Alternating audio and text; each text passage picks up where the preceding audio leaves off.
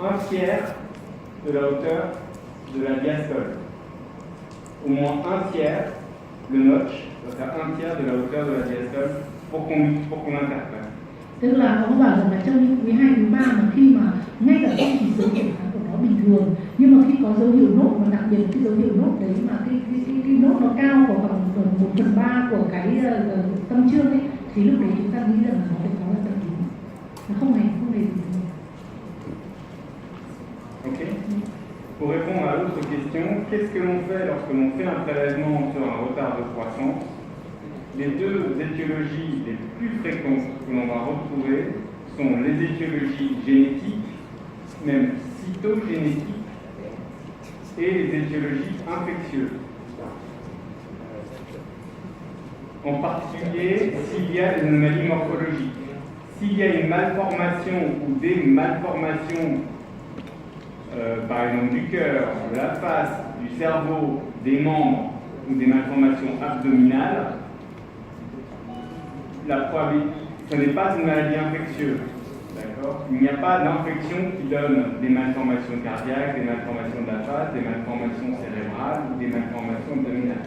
Les maladies infectieuses donnent des signes d'infection et il peut y avoir des atteintes du cerveau, des atteintes abdominales et des atteintes cardiaques, mais elles ne sont pas des malformations. Tức là ông bảo rằng là khi mà cái thai chậm phát triển trong tử cung mà chúng ta muốn chọc giấu để tìm cái gì là gồm có hai nhóm, một là nhóm về bất thường về di truyền, cái thứ hai là nhóm phát triển về nhóm bất thường về do là nhiễm khuẩn. Chúng ta thấy rằng là nếu mà bất thường về di truyền thì chúng ta thấy rằng là đôi khi là nhìn đái học thì chúng ta có thể thấy là bất thường về cấu trúc mặt, cấu trúc tim, cấu trúc cơ và về bụng chẳng hạn. Ví dụ như thế thì chúng ta sẽ có những hình ảnh bất thường trên siêu âm. Còn nếu mà trong nhiễm trùng thì nó không hề làm bất thường cái hình dạng như thế, mà nó chỉ làm bất thường về những về chức năng, ví dụ như não, về tim, những tổn thương về não, về tim chẳng hạn. Donc il faut orienter le bilan en fonction de l'échographie. Và lúc đấy thì chúng ta định hướng cái xét nghiệm đấy tùy thuộc vào cái hình thái học siêu âm mà chúng ta đã làm. Si l'échographie est presque normale et que vous ne savez pas exactement quoi chercher, eh bien on fait une recherche d'anomalies cytogénétiques par un karyotype. Et aujourd'hui, si on peut le faire, ce qui est mieux, c'est de faire une CGH arrêt. Et pour faire les virus principaux que l'on va regarder sont essentiellement la toxoplasmose et le cytomégalovirus. Và ông bảo rằng là nếu mà trong những trường hợp mà các bạn siêu âm lấy hình thái học bình, đứa bé rất là bé và siêu âm hình thái học bình thường, nhưng bạn không biết là cần phải làm cái gì cả, thì tốt nhất là chúng ta phải làm xét nghiệm tế bào để làm những phác đồ để tìm là cái thứ nhất. Cái thứ hai là nếu mà làm thì chúng ta nhìn làm được CGS ấy, thì lúc đấy thì chúng ta có thể nên tìm ra một số các cái bệnh lý về nhiễm khuẩn hoặc là toxoplasmo hoặc là có thể là do CMV. On avance? Non, ça va? Alors, à la question de tout à l'heure, qui est qu'est-ce qu'on fait au premier trimestre? C'est une question qui est extrêmement pertinente et c'est celle qu'on traite maintenant. Bây giờ cái câu hỏi bạn hỏi đấy thì chúng ta sẽ bắt đầu làm này, đưa vào học bài bây giờ đấy. Parce que je vous ai expliqué que au deuxième trimestre, le Doppler des artères utérines marchait pour détecter les patients à risque de retard de croissance ou de prééclampsie, mais on n'avait pas de traitement. Chúng ta thấy rằng cái Doppler động mạch tử cung mà vào quý 2 thì chúng ta có thể chẩn đoán được thai chậm phát triển trong tử cung hoặc là tiền sản giật, nhưng mà chúng ta lại không điều trị được. Et ce que je vais vous montrer là aujourd'hui est extrêmement récent parce que je vais vous montrer qu'aujourd'hui on est capable de déterminer au premier trimestre le risque de problèmes hypertension ou retard de croissance. Dès le premier trimestre, je vais vous montrer comment on fait et je vais vous montrer que l'aspirine marche au premier trimestre. Và chúng ta thấy rồi bây giờ là hiện tại thời điểm này thì chúng ta để có khả năng phát hiện được thai chậm phát triển trong tử cung hoặc là tiền sản giật vào trong cái quý đầu, mà ông sẽ đưa ra cái làm thế nào để chúng ta phát hiện được cái đấy. Và chúng ta biết rằng là trong quý đầu thì aspirin có thể là có tác dụng trong điều trị các cái bệnh lý này. Et donc depuis un an, tout ce que je vous ai raconté sur le deuxième trimestre, ça tombe. Parce qu'aujourd'hui, si on fait une échographie du premier trimestre, ça n'est pas que pour dater la grossesse, ça n'est pas que pour mesurer la clarté de la nuque, c'est aussi pour dépister le risque de prééclampsie et retard de croissance. Và tất cả những cái gì mà chúng ta mới học đưa ra từ lúc đấy thì chúng ta bỏ quên đi, và bây giờ chúng ta biết rằng là trước đây thì với cái siêu âm ở quý đầu thì chúng ta ngoài chỉ có việc là làm thế nào để xác định được tuổi thai này, cái thứ hai là đo cái độ mờ ra cái, thì bây giờ chúng ta có thể là phát hiện được thai chậm phát triển trong tử cung này và làm chẩn đoán được tiền sản giật. Et c'est probablement la chose la plus importante de l'enseignement d'aujourd'hui, parce que aujourd'hui, vous pouvez éviter des choses très graves pour la mère et pour le bébé en donnant 150 mg d'aspirine le soir aux patientes à haut risque au premier trimestre. Và đối với bắt đầu từ bây giờ cái bài này rất là quan trọng, vì nếu mà chúng ta có thể là tránh được tất cả những nguy cơ cho hoặc là người mẹ hoặc là cho em bé, nếu mà chúng ta có thể đưa 100 mg aspirin cho người mẹ khi mà chúng ta phát hiện được những cái nguy cơ ở trong quý đầu này. L'aspirine, il faut le commencer dès que la patiente a eu son bilan au premier trimestre et l'arrêter vers 34 semaines.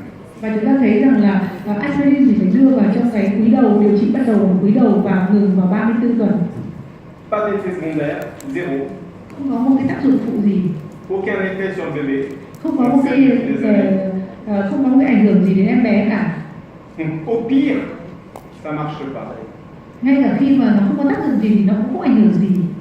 Et on sait aujourd'hui que probablement ça marche même bien pour éviter les maladies graves de la fin de la grossesse. Và chúng ta thấy rằng là nó có thể tác dụng mà tránh được những cái bệnh lý nặng vào cái giai đoạn cuối của thai kỳ. Et pourquoi ça marche au premier trimestre alors que ça ne marchait pas au deuxième trimestre? Eh bien parce qu'on est encore dans l'invasion trophoblastique dont je vous ai parlé, l'invasion du placenta. Tại sao mà nó lại aspirin nó lại có tác dụng bắt đầu từ quý 1 nhưng mà đến quý 2 thì nó lại không còn có tác dụng nữa? Tại vì là nó ảnh hưởng đến có cái vai trò của cái sự xâm lấn của cái gai rau ở các mạch máu của người mẹ ở trong quý đầu. Et que l'aspirine a le pouvoir d'aider le placenta à aller ouvrir les vaisseaux de la maman. Và chính là vai trò của aspirin là gì? Là giúp cho các cái gai rau nó có thể xâm lấn vào các cái mạch máu. Đấy. On ne sait pas comment. Nhưng mà tại sao mà nó lại làm giúp được như thế thì tôi không biết. Tôi chỉ biết là nó có tác dụng như thế, nhưng mà tại sao thì không biết. Alors, comment on fait? Bien, vous avez qui est-ce qui a déjà fait un dépistage de trisomie 21 dans la salle? Chúng ta biết rồi là làm thế nào để chúng ta phát hiện những bất thường ở trong quý đầu, ở người mẹ có nguy cơ. Ai biết không? Thì trong quý đầu thì phát hiện cái gì? Personne ne fait dépistage de la trisomie 21? Si. Tout le monde? Au premier trimestre? Oui. Au premier trimestre, le dépistage de la trisomie 21, c'est l'âge de la maman, la mesure de la clarté nucale et une prise de sang. Và cái đầu tiên mà chúng ta thấy rằng là cần phải chẩn đoán các nguy cơ của nguy cơ của thai nhi, đấy là gì? Cái thứ nhất là của cái bất thường của xuất thể thứ 21, đấy là gì? Đấy là cái thứ nhất là tuổi của người mẹ. Cái thứ hai là cái độ mờ da gáy. Cái thứ ba là các cái xét nghiệm về các cái marker ở trong huyết thanh. Est-ce que tout le monde est d'accord avec ça? Mọi người có đồng ý thế không ạ? Đo độ mờ da gáy này, tuổi này, với lại là các cái xét nghiệm đo bằng test, Et donc, pour le dépistage de la trisomie 21, vous utilisez le risque a priori de la maman, qui est donné par son âge. Vous y rajoutez une prise de sang, qui est la PAP-A et la bêta-HCG, et vous y rajoutez aussi une mesure de la clarté nucale, qui est un marqueur biophysique. Và chúng ta thấy rằng là để trong quý đầu mà để phát hiện những cái bất thường của người, đầu tiên là chúng ta thấy rằng là tuổi của người mẹ, vì rõ ràng là tuổi của người mẹ là khi mà tuổi càng cao thì có nguy cơ là bất thường nhiễm xuất thể tuổi 21. Cái thứ hai là các cái dấu hiệu chất đánh dấu beta HCG ở trong huyết thanh, và cái thứ ba đấy chính là cái độ mờ da gáy. Ces trois paramètres, lorsque vous les combinez, l'histoire de la mère, les marqueurs biologiques et les marqueurs biophysiques, lorsque vous les combinez, vous obtenez un risque de trisomie 21 au premier trimestre. Chính là ba cái dấu hiệu. Cái thứ nhất là về tuổi của người mẹ, cái thứ hai là về các cái dấu hiệu về các cái xét nghiệm hiệu của cái huyết thanh, và cái thứ ba là dấu hiệu trên sinh học, tức là các cái chỉ số sinh học, tức là dấu hiệu của độ mờ da gáy đấy. Tout le monde est d'accord? Mọi người đã đồng ý chưa? Eh bien, le dépistage de la prééclampsie, c'est exactement pareil que le dépistage de la trisomie 21. C'est comme tous les dépistages modernes. Và chúng ta thấy rằng là phát hiện về cái tiền sản giật cũng chỉ có chừng cái dấu hiệu thôi, cũng là những dấu hiệu mà chúng ta đã phát hiện về các cái bất thường về những cơ thể thứ 21. Avant, on réfléchissait en population à haut risque, population à bas risque. Trước kia thì người ta đã ghi những cái dấu hiệu này ở trên cái nhóm dân số mà có nguy cơ cao và những cái nhóm dân số có nguy cơ thấp. Et puis en fonction des gens, certaines étaient classées à haut risque et elles étaient à bas risque pour d'autres. Et puis de temps en temps, on oubliait de poser les questions. Et puis de temps en temps, on oubliait de faire le Doppler de l'artère utérine chez une femme à haut risque. Và chúng ta thấy là tùy theo cái tình trạng của những cái bệnh nhân mà có thể là ở nguy cơ cao hoặc nguy cơ thấp mà chúng ta sẽ làm những cái xét nghiệm này, nhưng mà đôi khi chúng ta cũng có thể quên làm cái Doppler động mạch tử cung cho những cái bệnh nhân mà có nguy cơ cao. Et le plus important, c'est les patients qui n'ont jamais eu de grossesse. Và đặc biệt là quan trọng nhất là đối với những cái bệnh nhân mà chưa bao giờ có thai. Celles-là, on ne sait pas si elles sont à haut risque ou à bas risque. Vì những bệnh nhân này thì chúng ta không biết là họ nằm trong cái nhóm nguy cơ cao hay là nhóm nguy cơ thấp. Pour être à haut risque, il faut en général déjà avoir eu un problème lors d'une grossesse précédente. Vì nếu mà là những người mà có nguy cơ cao thì rõ ràng là trước tiền sử là người ta phải có một cái thai bất thường hoặc là bệnh lý. C'est le cas des patients à haut risque de prééclampsie, c'est le cas des patients à haut risque de fausse couche. Hoặc là bệnh nhân đó là những trường hợp mà bệnh nhân đã có tiền sử là bị tiền sản giật hoặc là đã tiền sử là bị sảy thai. Avant d'avoir fait une prééclampsie, on ne sait pas si elles sont ou une fausse couche, on ne sait pas si elles sont à risque de prééclampsie ou fausse couche. Và trước khi mà có cái tiền sản giật thì không biết là người ta đã có nguy cơ là bị tiền sản giật hay là đã có cái tiền sử là bị sảy thai hay chưa. Et donc aujourd'hui, avant, lorsque l'on faisait le conseil d'une patiente, donc c'était la première grossesse, on avait, sans lui dire, mais ce qui se passait, c'est qu'on attendait qu'elle fasse une complication. Et une fois qu'elle aura fait sa complication, on pourra lui donner le traitement, parce qu'on sait qu'elle sera au risque. Và trước đây thì người ta cũng không nghĩ gì đến những người nguy cơ cao cả, và người ta không phát hiện, thì mà người ta chỉ chờ khi mà bắt đầu nó có cái dấu hiệu hoặc là có các cái bệnh lý rồi lúc đấy chúng ta mới chẩn đoán và lúc đấy mới điều trị. Aujourd'hui, le dépistage n'est plus comme ça. Và bây giờ thì người ta không làm như thế nữa. Parce qu'on a un dépistage qui s'adresse aux patients à très bas risque, c'est-à-dire les patientes qui ont déjà eu des grossesses qui se sont bien passées, les patientes à haut risque qui ont déjà eu des grossesses qui sont mal passées, et les patientes dont on ne sait rien, que sont les patientes pour lesquelles c'est la première grossesse. Và bây giờ thì người ta có thể là làm đối với bệnh nhân mà ngay cả những cái bệnh nhân mà chưa có một cái tiền sử gì để sản thai, hoặc là những cái bệnh nhân, hoặc đấy là những cái bệnh nhân có nguy cơ thấp, hoặc là những cái bệnh nhân mà đã có cái tiền sử là sản khoa nặng nề, tiền sản giật hay là sảy thai gì đấy, và cái nhóm bệnh nhân nữa là những cái bệnh nhân mà người ta không biết gì cả vì người ta chưa có thai lần nào.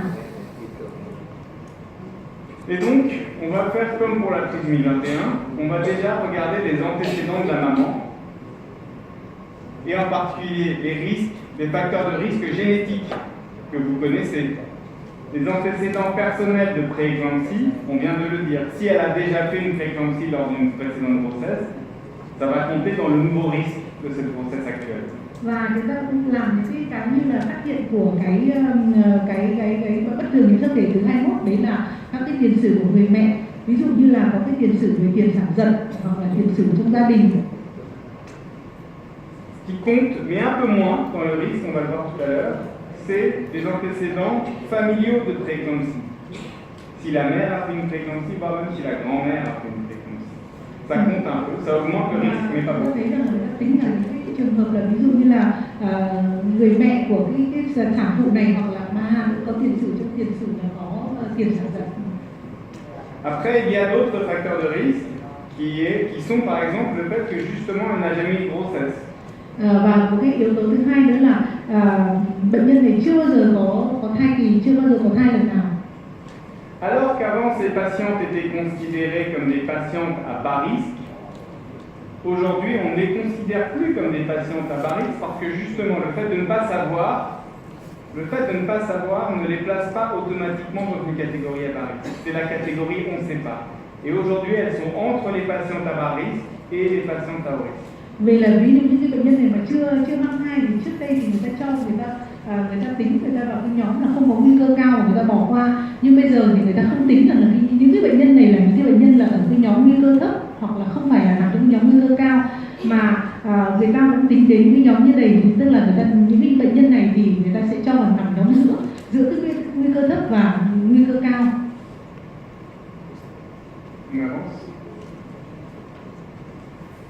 On sait aussi qu'il y a des facteurs de risque liés à la physiologie de la patiente, liés à son âge, soit qu'elle a un âge élevé, soit qu'elle a un âge très jeune, facteur de risque de prééclampsie. Và các cái yếu tố nguy cơ khác, ví dụ như là tuổi của người mẹ, nếu là tuổi quá cao hoặc là tuổi quá trẻ. Il y a certaines ethnies dans le monde qui sont à haut risque de prééclampsie également. Hoặc là từ những cái chủng tộc chẳng hạn, có thể là những cái chủng tộc có rất là nhiều nguy cơ tiền sản giật. Les femmes obèses sont à haut risque de prééclampsie. Và hoặc là những cái người mà quá béo phì. Et puis, et ça vous le savez tous en général, les pathologies préexistantes à la grossesse, des mamans qui présentent une hypertension, une maladie du rein, un diabète, et puis certaines maladies auto-immunes comme le lupus. Và ngoài ra thì những người mẹ này là có các cái bệnh lý toàn thân từ trước, ví dụ như là béo phì này, rồi lupus ban đỏ này, rồi có cái bệnh lý về thận, rồi thì đái đường. Et puis deux situations liées au déroulement de la grossesse qui augmentent le risque de prééclampsie, ce sont les grossesses multiples et les grossesses gémellaires. Và còn có nữa là về thai kỳ, đấy là những cái đặt có nguy cơ cao đối với lại tiền sản giật. Đấy là gì? Đấy là các cái đa thai hoặc là song thai. Et le diabète de la grossesse. Hoặc là tiểu đường của thai kỳ.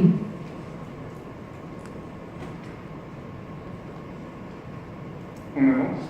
Alors vous voyez ici que le risque de tous ces facteurs, est extrêmement élevé. Et vous voyez le pourcentage de prééclampsie chez les patientes qui présentent un ou deux de ces facteurs. Và chúng ta thấy đây là những cái yếu tố nguy cơ mà đối với những cái người mà có nguy cơ cao với tiền sản giật, là ví dụ như là có tiền sử bệnh lý về ít nhất là có một hoặc là hai trong nhóm bệnh này, ví dụ như là bệnh về thận này, rồi tăng huyết áp này, hoặc là cái đái tháo đường này, rồi thì các cái bệnh về hệ thống, ví dụ như lupus ban đỏ này, rồi các cái bệnh về tắc mạch này, rồi béo phì, và có cái kháng với insulin này, hoặc là tuổi trên 40 tuổi này, rồi tất cả những cái bệnh liên quan đến về mạch máu này, rồi thì cha mẹ là có tiền sử về tiền sản giật. Tại loại thế, nếu mà chúng ta thấy rằng là nếu một người phụ nữ mà có một hai trong yếu tố này có nguy cơ thì cái nguy cơ về tiền sản giật nó người ta sẽ tính là những cái nhóm nguy cơ cao. On avance. Alors, est-ce que vous connaissez la prévalence de la prééclampsie au Vietnam? Chúng ta có biết rằng ở Việt Nam thì có cái yếu tố nào có nguy cơ đến cái tiền sản giật ở Việt Nam?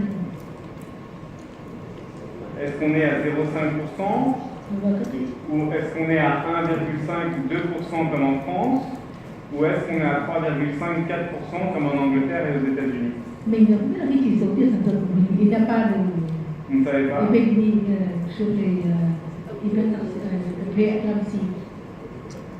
En tout cas, ce que l'on sait,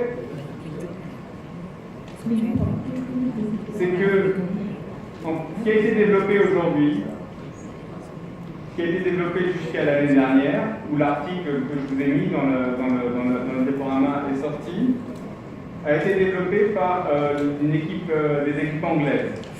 Ça a été développé à Londres. Et je vous mets ici les différents paramètres qui ont été publiés et qui ont permis d'aboutir au logiciel dont je vais vous parler à un moment donné. Et donc ici, vous avez les facteurs de risque a priori, un petit peu tout ce qui représente l'âge maternel dans le calcul de risque de trisomie 21. Quand vous calculez le risque de trisomie 21, il y avait l'âge et les antécédents de trisomie 21 qui comptaient, comme le risque avant de faire la nuit. Et là, Aujourd'hui, on n'a pas l'âge et la nuque, on a l'âge, l'obésité, l'origine ethnique, la parité, le nombre de grossesses en carrière, l'histoire, si jamais elle a eu une prééclampsie auparavant, s'il a une hypertension et si elle a eu une assistance à la reproduction. Chúng ta thấy rằng là cái mà người ta đánh giá các cái yếu tố nguy cơ ở trong cái bất thường của nhiễm sắc thể 21 thì đấy chính là cái tuổi của người mẹ này, tiền sử đẻ con bất thường này, hoặc là cái độ mờ da gáy. Nhưng mà ở trong cái đánh giá các cái yếu tố nguy cơ của cái tiền sản giật thì người ta sẽ bỏ cái độ mờ, người ta không tính đến cái độ mờ da gáy, mà người ta tính đến cái gì? Người ta tính đến tuổi của người mẹ, người ta tính đến cái chỉ số khối của người mẹ. Cái thứ hai là các cái nguồn gốc về chủng tộc, người da đen, người da trắng hay là người Ấn Độ gì đấy. Cái thứ ba nữa là các cái tiền sử của cái cha mẹ, là xem là liệu có bị tiền sản giật hay là lúc đấy là có hay là không. Rồi thì là có thể là cái người này là có cái tiền sử về cái bị là cao huyết áp hay không, và cái người này là có điều trị cái hỗ trợ sinh sản, ví dụ như làm IVF thì dùng thuốc các thứ không. Thì đây là những cái yếu tố nguy cơ mà để tính đến là những yếu tố nguy cơ tính cho tiền sản giật. Aujourd'hui, ce tableau, il vous permet de calculer un risque dans un logiciel qui est disponible gratuitement. Il vous permet d'obtenir un risque de prééclampsie juste sur ces paramètres-là, un risque de 1 sur 250. Un petit peu comme lorsque l'on dit une femme de 35 ans a un risque de 1 sur 250 d'avoir un trisomie ou trisomie 21. Vì khi mà chúng ta đạt được tất cả các yếu tố nguy cơ này vào rồi thì máy người ta sẽ tính cho bạn xem là cái nguy cơ của nó như thế nào. Ví dụ như là cũng là yếu tố nguy cơ là 1 trên 250, giống như là khi người ta tính của cái yếu tố nguy cơ của bất thường nhiễm sắc thể. Donc ça c'est pour le risque a priori.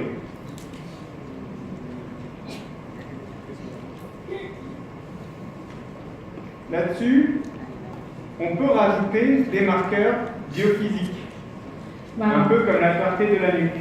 Và chúng ta ngoài ra thì chúng ta có thể là đi thêm vào các cái dấu hiệu về marker của sinh hóa, giống như là cái dấu hiệu marker ở trong cái bất thường nhiễm sắc thể của ta. Marqueur biophysique au premier trimestre, au même moment que vous faites l'échographie où vous mesurez la clarté de la nuque. Đấy, giống như là lúc cái thời điểm vào 3 tháng đầu lúc mà chúng ta đo cái độ mờ da gáy. Vous faites l'échographie et vous allez soit avant, soit après mesurer la pression artérielle moyenne. Pression artérielle moyenne de la mère. Và chúng ta phải, đấy là gì? Là chúng ta phải đo cái huyết áp trung bình của người mẹ. Et il est très intéressant de voir que dès le premier trimestre, les mamans qui vont avoir une prééclampsie plus tard dans la grossesse ont déjà des pressions artérielles moyennes anormalement élevées. Và chúng ta thấy rằng là với một cái người mẹ mà trong 3 tháng đầu mà có cái huyết áp mà trung bình ấy, huyết áp trung bình của nó mà tăng cao thì vào cuối thai kỳ là sẽ có nguy cơ là bị tiền sản giật. Elles sont pas hyper tendues, elles ont des pressions un peu plus élevées que les patients qui ne font pas de prééclampsie plus tard. Và chúng ta thấy rằng là nó không phải là cái huyết áp của mạch máu nó tăng cao, mà nó chỉ hơi tăng cao một chút xíu về cái huyết trung bình thôi. Ở trong 3 tháng đầu thôi thì trong tương lai nó sẽ là bị cái tiền sản giật. Ce qui est représenté ici, c'est les multiples de la médiane. On en a déjà parlé tout à l'heure pour l'index de pulsatilité de l'artère utérine. Và ở đây thì người ta cũng đo cái chỉ số trung vị, cũng giống như là cái chỉ số trung vị mà lúc nãy mà chúng ta vừa nói đến ở cái Doppler của cái chỉ số chỉ số xung của cái Doppler động mạch tử cung. Les patientes qu'on appelle normales ont exactement une fois la moyenne. Và chúng ta thấy rằng là nếu mà với cái huyết áp động mạch của người mẹ bình thường là có cái giá trị là đúng bằng 1. Đúng không? Đúng là cái giá trị trung bình đấy là bình thường. C'est fait comme ça. Les patients qui ont une prééclampsie précoce et grave, les patients qui font les prééclampsies les plus sévères, early, précoces sont celles qui ont la pression artérielle moyenne la plus élevée au premier trimestre. Và chúng ta thấy rằng là cái người phụ nữ mà có về sau này mà có cái tiền sản giật mà tiền sản nặng là khi mà trong 3 tháng đầu đã xuất hiện cái huyết áp trung bình của nó đã tăng rất là cao. Celles qui font une prééclampsie tardive ont aussi une pression artérielle moyenne un peu plus élevée que les autres, mais moins élevée que celles qui font les formes les plus sévères. Tức là cái nếu mà khi mà cái huyết áp trung bình của nó tăng rất là cao thì cái xuất hiện cái tiền sản giật nó khá là sớm. Còn nếu mà cái huyết áp trung bình của nó mà cũng tăng so với bình thường nhưng mà nó tăng thấp hơn thì cái xuất hiện cái tiền sản giật nó sẽ muộn hơn. Et c'est la pression artérielle moyenne que l'on mesure. Et la pression artérielle moyenne est donnée par cette formule. Đây chính là cái huyết áp của động mạch trung bình. Huyết áp trung bình gồm có là gì ạ? Huyết áp tâm trương này cộng với lại là huyết áp tâm thu trừ đi huyết áp tâm trương chia cho 3. Tâm trương chia cho cộng với mở ngoặc là tâm thu trừ đi tâm trương và đóng ngoặc là chia 3. Đấy chính là huyết áp trung bình. Và sau đấy thì người ta tính cái giá trị trung vị của nó bình thường của nó là bằng 1. Còn nếu mà nó tăng cao lên trên là 1.5 này ở trong trong 3 quý đầu ở trong 3 tháng đầu thì là sẽ xuất hiện sẽ làm cái giá trị tiết lượng để xuất hiện là cái tiền sản giật rất là sớm. Còn nếu mà nó cũng tăng nhưng mà tăng không cao như là của cái giá trị trung vị này thì nó sẽ xuất hiện vào tiền sản giật nhưng mà tiền sản giật sẽ xuất hiện vào muộn hơn. Mais pour l'instant, je n'ai pas répondu à la question de notre collègue tout à l'heure, qui était de savoir au premier trimestre comment on fait pour savoir les Doppler normaux et les Doppler anormaux. Và chính vì lý do đấy mà lúc nãy ông ấy không trả lời cái bạn đấy là tại sao mà thế nào gọi là cái Doppler động mạch tử cung đánh giá là bình thường hoặc là cái Doppler động mạch tử cung không bình thường. Parce qu'aujourd'hui, c'est plus l'échographiste qui dit si le Doppler est normal ou anormal. L'échographiste, il doit juste réaliser une mesure parfaite. Ça veut dire que techniquement, il faut qu'il fasse une mesure de l'artère, du Doppler de l'artère utérine parfaite. Và cái chúng ta thấy rằng là để mà đánh giá được là cái Doppler động mạch tử cung có bình thường hay không ấy, thì cái người mà làm siêu âm này phải làm được cái Doppler của nó phải thật là chính xác. Exactement comme la clarté de la nuque. C'est pas l'échographiste qui dit si la clarté de nuque est normale ou anormale. Il fait la mesure et il la met sur la courbe. Và không phải cũng giống như là khi mà chúng ta đo cái độ mờ da gáy, khi mà chúng ta đo độ mờ da gáy xong thì không phải là chúng ta nói rằng là độ mờ da gáy này là bình thường hay không bình thường, mà chúng ta phải đặt trên cái biểu đồ của nó thì cái Doppler động mạch tử cung cũng tương tự như thế. Et vous voyez aujourd'hui aussi sur l'artère, sur l'index de pulsatilité de l'artère utérine. Cet index de pulsatilité, comme la pression artérielle moyenne de la maman, est plus élevé dès le premier trimestre, entre 11 et 13 semaines, dès le premier trimestre, est plus élevé chez les patients qui vont faire des prééclampsies. Và chúng ta thấy rằng là cũng giống như là cái huyết áp trung bình của người mẹ, và khi mà cái Doppler của động mạch tử cung ở trong cái quý đầu chẳng hạn mà cái giá trị trung bình của nó mà càng tăng cao bao nhiêu ấy, thì cái chỉ số xung của nó ấy, mà giá trị trung bình của cái chỉ số xung của nó càng tăng cao bao nhiêu thì cái nguy cơ mà tiền sản giật sớm lại càng cao bấy nhiêu.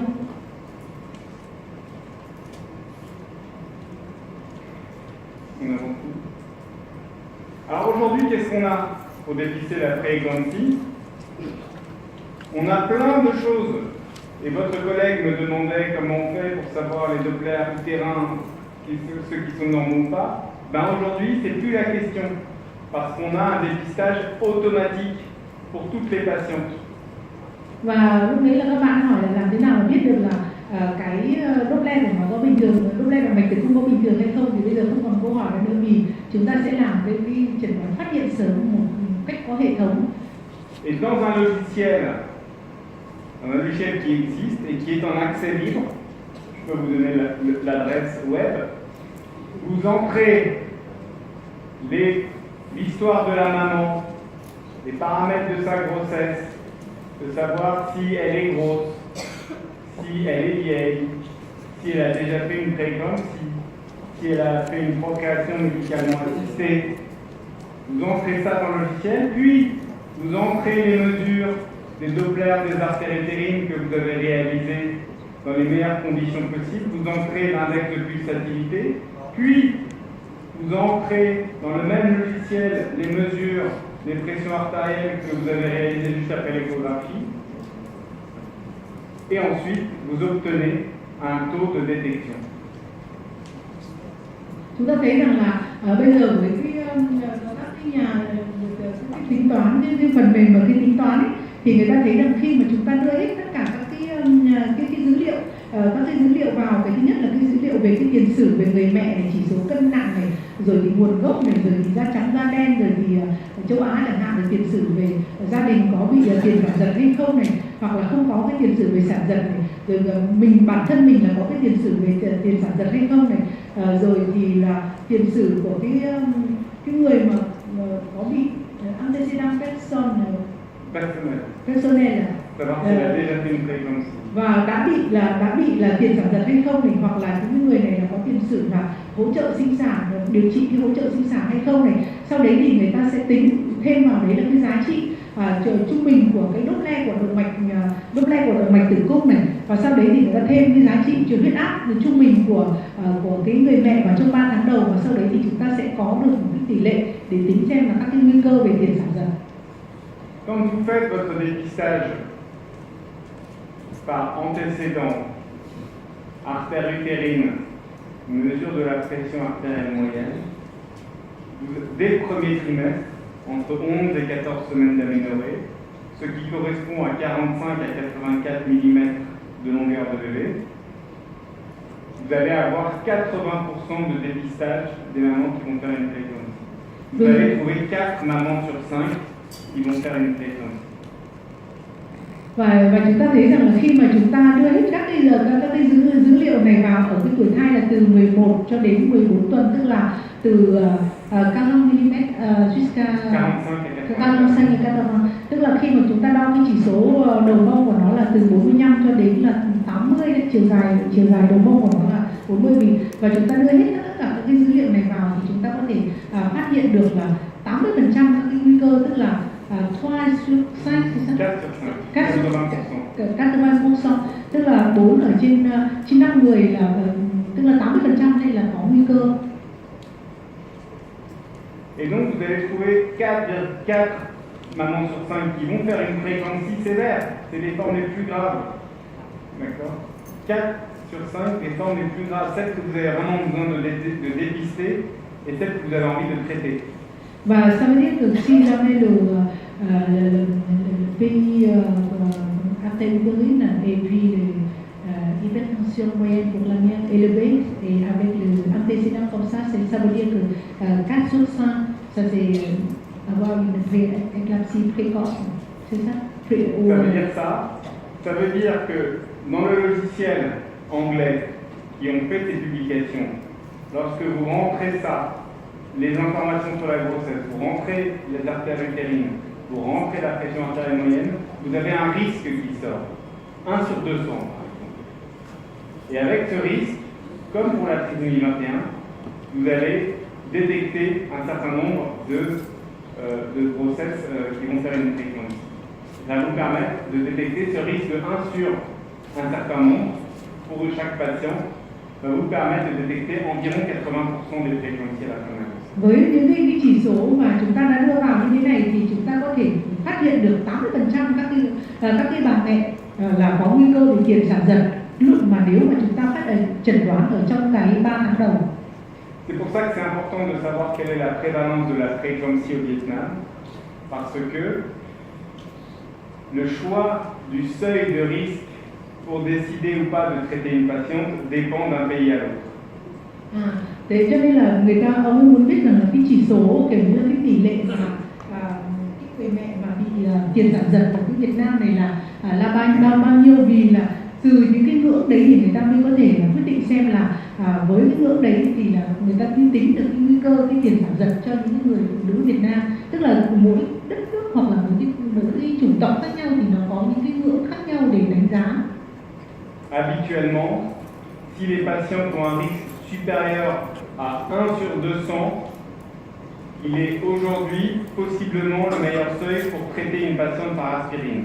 Si le risque fondé sur les antécédents, l'artère utérine et la pression artérielle moyenne est supérieur à 1 sur 200 à la sortie du logiciel, on peut traiter par aspirine. Vì thì chúng ta thấy rằng là với cái ngưỡng của nó là nếu một cái người mẹ này nặng cái nguy cơ là 1/200 chẳng hạn của cái giống như là tỷ lệ 1/250 của cái trisomy đấy, thì lúc đấy thì chúng ta phải điều trị bằng aspirin. Inférieur ou supérieur à 1 sur 200?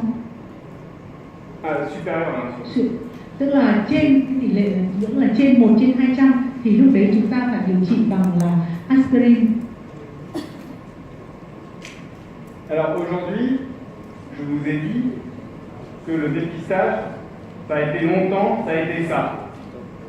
Enfin, jusqu'à récemment, c'était encore ça. Mais si vous pouvez rajouter la biologie, on n'a pas encore fait ça. On a vu la trisomie 21, c'est échographie, histoire de la maman et biologie. Pour l'instant, on a fait échographie, histoire de la maman, on n'a pas fait la prise de sang. Peut-être qu'il y a des marqueurs dès le premier trimestre qui permettent d'améliorer encore le dépistage de la prééclampsie. Và chúng ta thấy rằng là với cái phát hiện của cái tiền sản giật này là chúng ta thấy rằng là chúng ta chỉ đưa những các cái yếu tố nguy cơ này, rồi thì lúc đây là mạch tử cung là huyết áp đờ động mạch, nhưng mà chúng ta lại vẫn chưa đưa vào được các cái xét nghiệm, các cái chỉ số sinh hóa của xét nghiệm máu. Có thể rằng là trong tương lai người ta có thể đưa thêm một cái xét nghiệm các cái chỉ số sinh hóa của xét nghiệm máu nữa, thì chúng ta còn có thể phát hiện tốt hơn được các cái nguy cơ về tiền sản giật.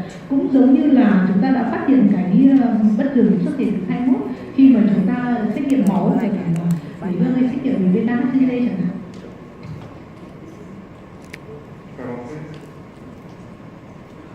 Alors des marqueurs sur la prise de sang, il en existe des centaines possibles pour la prééclampsie.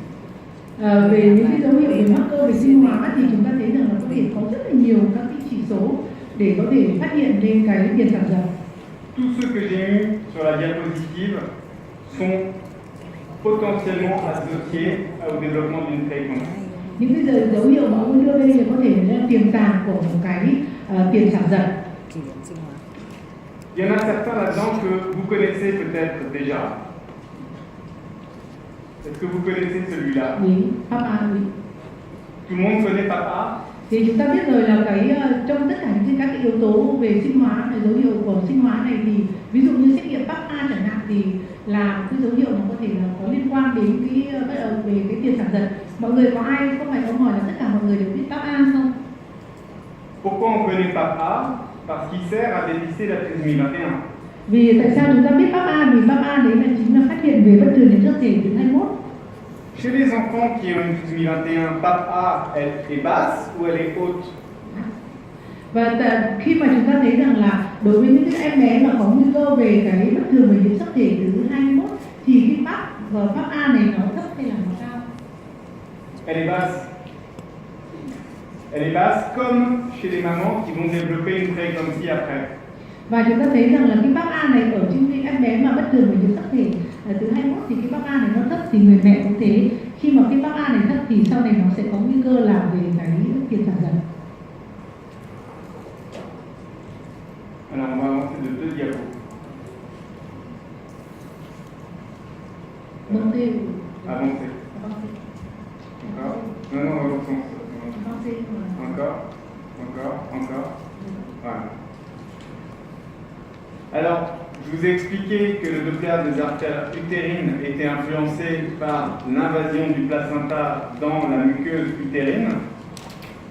Và ông ấy đưa là các cái gai rau nó sẽ xâm lấn vào trong các cái mạch máu của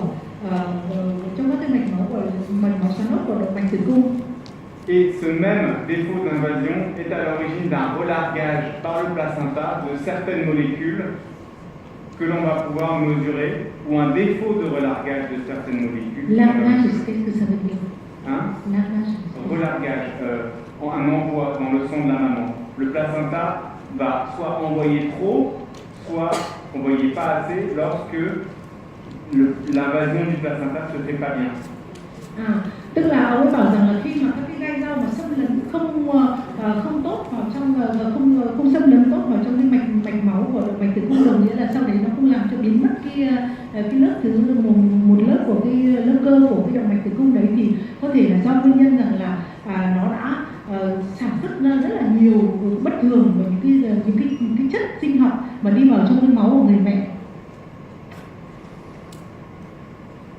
Tout à l'heure, je vous ai montré que l'index de pulsatilité et la pression artérielle moyenne étaient plus élevés chez les mamans qui faisaient une prééclampsie précoce et sévère, et même chez les patients qui faisaient une prééclampsie plus tardive et moins grave que les patientes normales. Và lúc đấy ông đã đưa ra hai cái chỉ số để chúng ta biết rằng là với cái huyết áp trung bình của người mẹ, với thứ hai nữa là cái chỉ số xung của giá trị trung bình của cái chỉ số xung của động mạch tử cung, nếu mà tăng cao thì đấy là chính là, nếu mà tăng rất là cao thì là cái nguy cơ mà tiền sản giật rất là sớm, và nếu mà tăng cũng là tăng nhưng mà tăng không cao lắm thì cái nguy cơ cũng có nguy cơ tiền sản giật, nhưng mà nguy cơ tiền sản giật nó muộn hơn. Vous voyez que c'est exactement la même chose avec les marqueurs de la prise de sang de la maman. Cũng tương tự Et như thế, ici giống c'est như la là PAP A, ça se voit pas mais c'est écrit PAP A. cũng tương tự như thế với lại các cái xét nghiệm và PAP A ở trong sinh hóa của người mẹ. La PAP A chez les mamans qui font une prééclampsie précoce et sévère avant 34 semaines, les prééclampsies graves, est bien plus basse que la valeur des patients en bleu qui n'ont pas fait de prééclampsie. Và chúng ta thấy rằng là đối với những cái người mà có cái người mẹ mà có cái xét nghiệm bằng PAP A mà đấy là cái trung bình này, thì khi mà một người phụ nữ mà có cái xét nghiệm PAP A này rất là thấp, thì cái người này là có nguy cơ là xuất hiện cái tiền sản giật rất là cao và rất là sớm. Et c'est vrai aussi pour une autre hormone qui est intéressante qui s'appelle le placental growth factor. Và cái thứ hai, một cái yếu tố nữa đấy chính là cái yếu tố tăng trưởng của yếu tố tăng trưởng của cái bánh rau. Placental growth hay sao? Placental growth factor. Vì các cái yếu tố tăng trưởng của các cái bánh rau.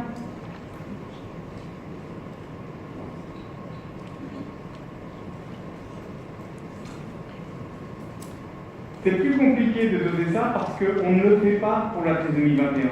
Và cái này thì rất là khó để định lượng, vì cái này người ta không làm lấy cái dấu chỉ số này để định lượng cái bất thường nhiễm sắc thể thứ 21.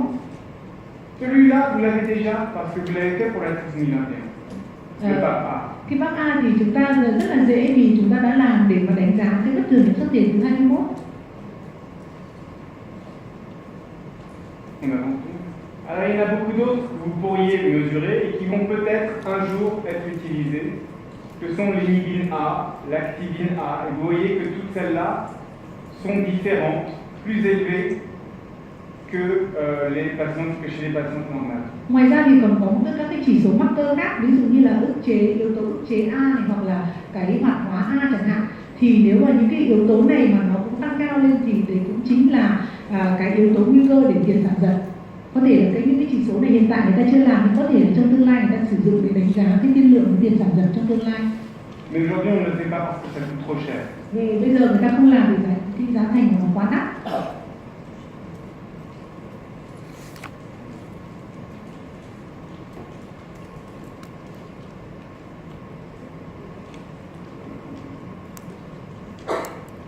On avance vas-y avance.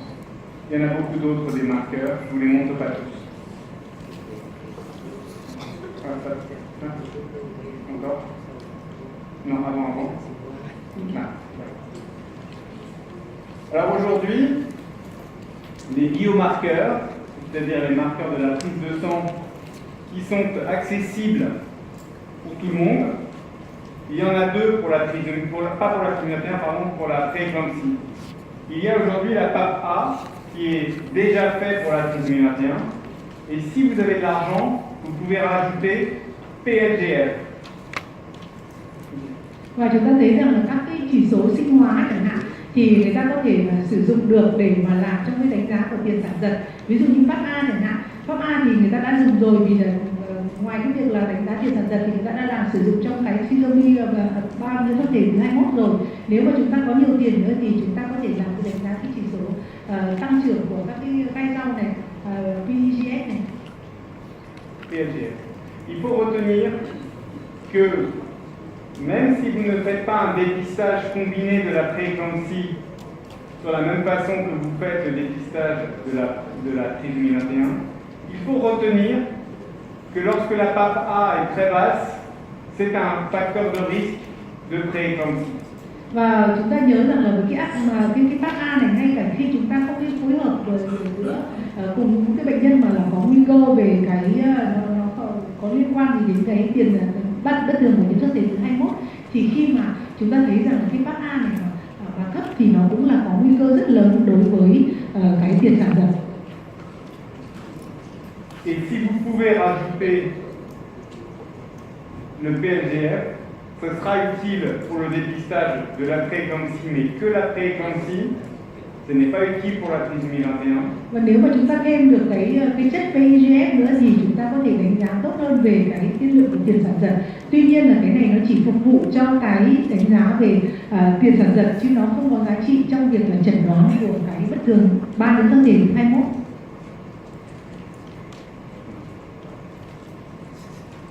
On avance. Alors aujourd'hui, au premier trimestre, vous allez pouvoir donc interroger la patiente à voir ses antécédents pour la prééclampsie, réaliser une mesure de la pression artérielle moyenne de la maman aux deux bras, faire une échographie pour mesurer l'index de pulsation